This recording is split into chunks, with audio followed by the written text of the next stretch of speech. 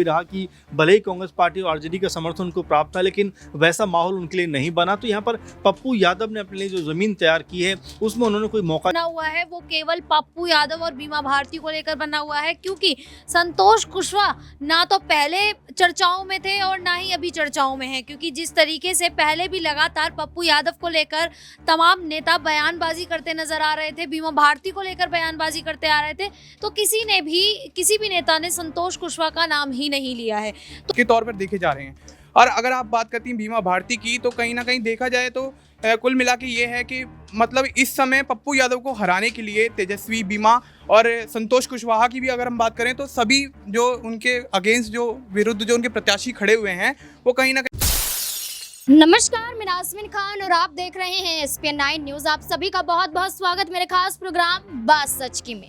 लोकसभा चुनाव के दूसरे चरण के लिए मतदान की प्रक्रिया शुरू हो चुकी है। सभी जनता मत का इस्तेमाल करती हुई नजर आ रही है। जहां 13 राज्य हैं और 88 लोकसभा सीटें हैं, तो वहीं बिहार की बात करें तो बिहार में 5 लोकसभा सीटों पर चुनाव होते हुए नजर आ रहे हैं। लेकिन बिहार में एक सीट हॉट सीट बनी हुई है और वो सीट है पूर्णिया, जिस पर त्रिकोणीय मुकाबला होता हुआ नजर आ रहा है। आरजेडी की तरफ से बीमा भारती मैदान में है, तो वहीं जेडीयू पार्टी की तरफ से संतोष कुशवाहा चुनाव लड़ते हुए नजर आ रहे हैं। तो निर्दलीय पप्पू यादव चुनाव जीतने का दावा कर रहे हैं। लेकिन पप्पू यादव जो चुनाव जीतने का दावा करते हुए नजर आ रहे हैं, तो वहीं कई मुश्किलों में भी गिरते हुए दिखाई दिए। पप्पू यादव के समर्थकों की गाड़ियों में डमी ईवीएम भी पाया गया। डमी ईवीएम के तहत चुनाव प्रचार करते हुए भी नजर आए। आचार संहिता का उल्लंघन पप्पू यादव के समर्थकों ने किया, तो वहीं पप्पू यादव धरने पर भी बैठने को मजबूर हो गए। पुलिस प्रशासन से भी जूझते हुए नजर आए।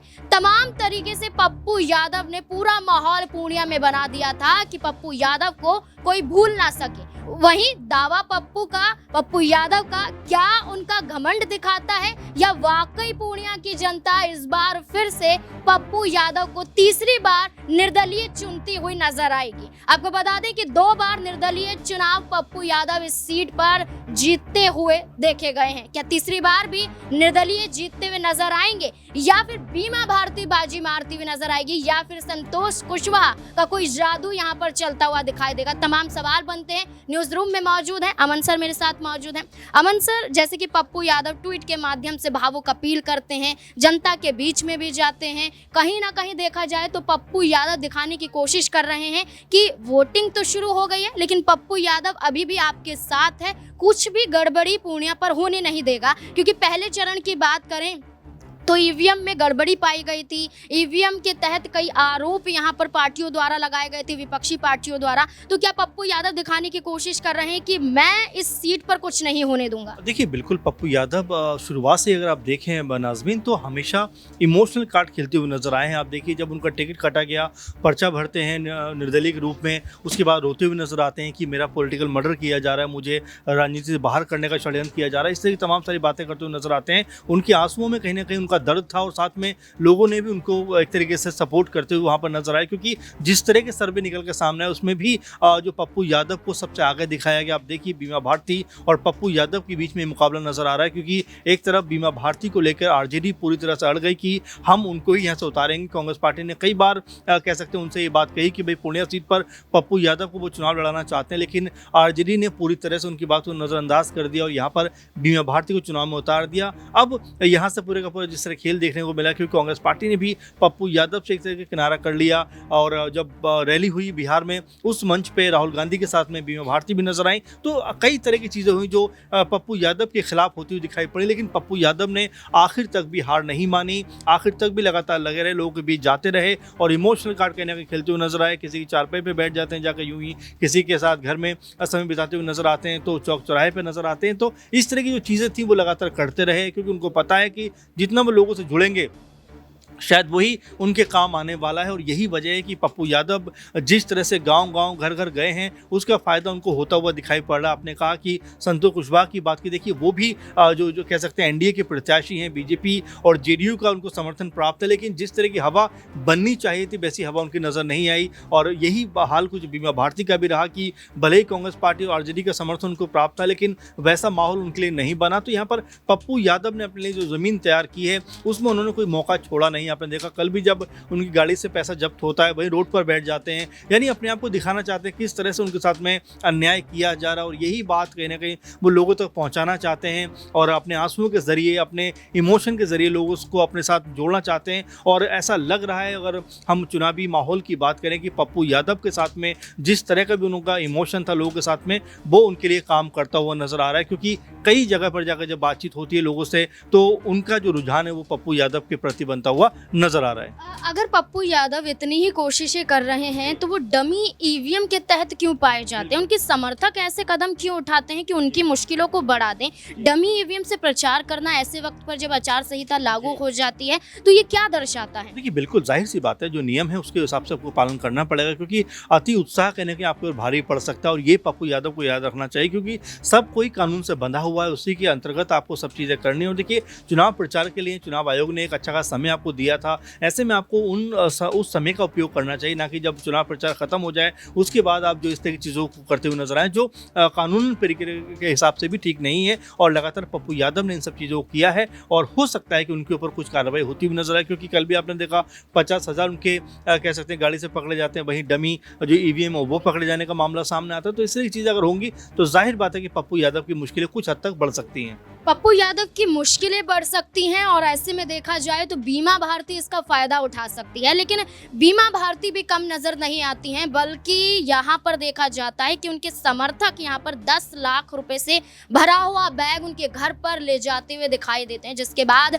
कार्यवाही भी होती हुई नजर आती है। आखिरकार बीमा भारती जो अति पिछड़ा वर्ग को लेकर कहीं ना कहीं चलती हैं, अति पिछड़े वर्ग से आती हैं, अपने आप को बेटी बोलती हैं, पूर्णिया की बहू बोलती हैं, आखिरकार ऐसे मामलों में जब शामिल पाई जाती हैं तो चुप्पी क्यों साध लेती है? मनीष मेरे साथ मौजूद है, मनीष से जानने की कोशिश करेंगे कि एक तरफ पप्पू यादव हैं, दूसरी तरफ संतोष कुशवाहा हैं और तीसरी तरफ बीमा भारती हैं। और बीमा भारती के पास से भी 10 लाख रुपए बरामद किए गए हैं उनके समर्थकों के पास से। तो क्या लगता है कि बीमा भारती की भी मुश्किलें वोटिंग के दौरान ही बढ़ती हुई नजर आएंगी? जी बिल्कुल नाज़मीन, कहीं ना कहीं देखा जाए तो पूर्णिया लोकसभा सीट जैसा आप बात कर रही हैं, हम लोग बात कर रहे हैं कि एक बहुत ही हॉट टॉपिक बना हुआ है बिहार की राजनीति को लेकर। और वहीं कहीं ना कहीं देखा जाए तो पप्पू यादव जिस तरीके से मेहनत कर रहे हैं, जिस तरीके से पप्पू यादव रैली में गए, मंच पे शो करे उन्होंने, और जिस तरीके से लोगों से वो मिलते हैं, जिस तरीके से लोगों का दर्द समझते हैं, उस हिसाब से पप्पू यादव कहीं ना कहीं एक बहुत स्ट्रॉन्ग कॉम्पिटिटर के तौर पर देखे जा रहे हैं। और अगर आप बात करती हैं बीमा भारती की, तो कहीं ना कहीं देखा जाए तो कुल मिला के ये है कि मतलब इस समय पप्पू यादव को हराने के लिए तेजस्वी बीमा और संतोष कुशवाहा की भी अगर हम बात करें तो सभी जो उनके अगेंस्ट, जो विरुद्ध जो उनके प्रत्याशी खड़े हुए हैं, वो कहीं ना कहीं उनकी छवि गिराने की कोशिश कर रहे हैं। और बात करें अगर इनके पीए की, बीमा के पीए की, तो कहीं ना कहीं देखा जाए तो वो एक तरीके से वो हर संभव प्रयास कर रहे हैं कि किसी ना किसी तरह वो पप्पू यादव को पछाड़ सकें। देखिए बिल्कुल यहाँ पर कोशिश की जा रही है। शालिनी मेरे साथ मौजूद है, उनसे जानने की कोशिश करेंगे कि जब हम यहाँ पर लाइव सेशन कर रहे थे उस दौरान दर्शक पप्पू यादव का बचाव करते हुए नजर आ रहे थे, पप्पू यादव के समर्थन में ज्यादा वोट करते हुए दिखाई दे रहे थे। वहीं संतोष कुशवाहा की बात करें तो 8% वोट ही उन्हें मिलते हुए नजर आ रहे थे। क्या इससे अंदाजा लगा लिया जाए शालिनी कि संतोष कुशवाहा इस मैदान में है ही नहीं? ये जो टक्कर देखने को मिल रही है, त्रिकोणीय मुकाबला देखने को मिल रहा है, इसमें संतोष कुशवाहा नजर ही नहीं आते, बल्कि पप्पू यादव और बीमा भारती के बीच में बड़ा मुकाबला देखने को मिल रहा है। ये बात बिल्कुल सही कह रही है नाज़मीन, क्योंकि कहीं ना कहीं जो नाम तो केवल त्रिकोणीय हो गया है पूर्णिया में, लेकिन बात करें वहाँ पर चुनाव को लेकर तो वहाँ पर रुझान जो भी बना हुआ है वो केवल पप्पू यादव और बीमा भारती को लेकर बना हुआ है। क्योंकि संतोष कुशवाहा ना तो पहले चर्चाओं में थे और ना ही अभी चर्चाओं में हैं, क्योंकि जिस तरीके से पहले भी लगातार पप्पू यादव को लेकर तमाम नेता बयानबाजी करते नजर आ रहे थे, बीमा भारती को लेकर बयानबाजी करते आ रहे थे, तो किसी भी नेता ने संतोष कुशवाहा का नाम ही नहीं लिया है। तो अब ये कहना बिल्कुल तय है कि जो चुनाव है वो सिर्फ दो लोगों के बीच में है, और वो है यादव के बीच में ही, क्योंकि कहीं ना कहीं आरजेडी की तरफ से बीमा भारती प्रत्याशी हैं और दूसरी तरफ निर्दलीय नामांकन पप्पू यादव। तो अब ये कह सकते हैं कि जो चुनाव है दोनों के बीच में ही है, और हम ये भी अंदाजा लगा सकते हैं जिस प्रकार से लगातार पप्पू यादव बयान देते आए हैं और जिस प्रकार से जनता उनके समर्थन में है, तो ये लगभग तय ही हो चुका है कि पूर्णिया की सीट आखिर पप्पू यादव ही लेकर जाएंगे, क्योंकि पप्पू यादव ने बीमा भारती का पत्ता साफ करते हुए वो यहाँ पर नजर आ रहे हैं। लेकिन बिल्कुल यहाँ पर एक और सवाल रहेगा कि बीमा भारती के जो बचाव में सिर्फ तेजस्वी यादव जनसभा को संबोधित करते हुए नजर आए थे, लालू प्रसाद यादव नजर आते हैं, लेकिन अगर पप्पू यादव की बात करें तो हाल ही में सोनू सूद भी उनके समर्थन में आए और जिताने की मांग करते हुए देखे गए, और इससे पहले चंद्रशेखर आजाद रावण भी यहाँ पर पप्पू यादव का समर्थन करते हुए नजर आए और ये कहते हुए दिखाई दिए कि भारी मतों से पप्पू यादव को विजयी बनाइए। यानी कि पप्पू यादव का क्रेज और नेताओं में भी बढ़ता हुआ देखने को मिल रहा है और वो खुद चाहते हैं कि पप्पू यादव जीते। सोनू सूद के इस कदम को लेकर आपका क्या कहना है? देखिए